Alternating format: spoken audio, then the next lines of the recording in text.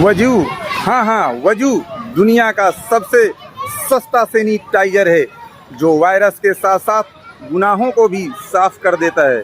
शख्स जो अपने आप को बहुत दानिशवर समझता था इमाम शाफी रहमतुल्लाह अलैह से बहस करने लगा।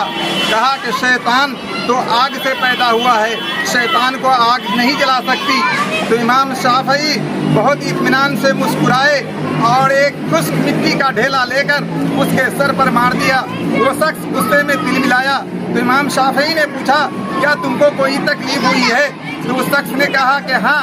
तो कहा, तुम भी मिट्टी के बने हो और मैंने मिट्टी से मारा है, तो जिस तरह तुम्हें तकलीफ हुई है उसी तरह कल इंशाअल्लाह शैतान को भी तकलीफ होगी।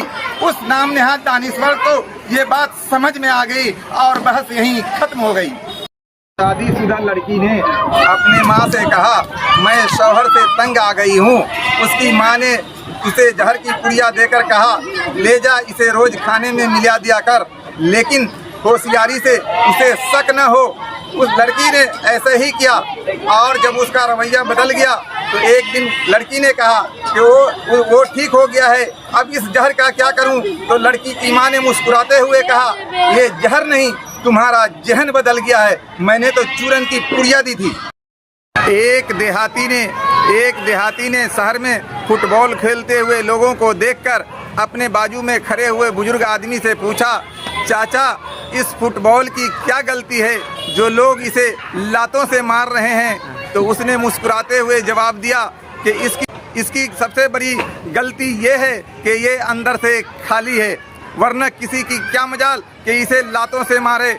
मौजूदा दौर में यही हाल हम मुसलमानों का है कि ईमान तो बस जुबान पर है और अंदर से एक हम बिल्कुल खाली हैं, वरना किसकी क्या मजाल कि हमें आंखें उठाकर भी देख सके।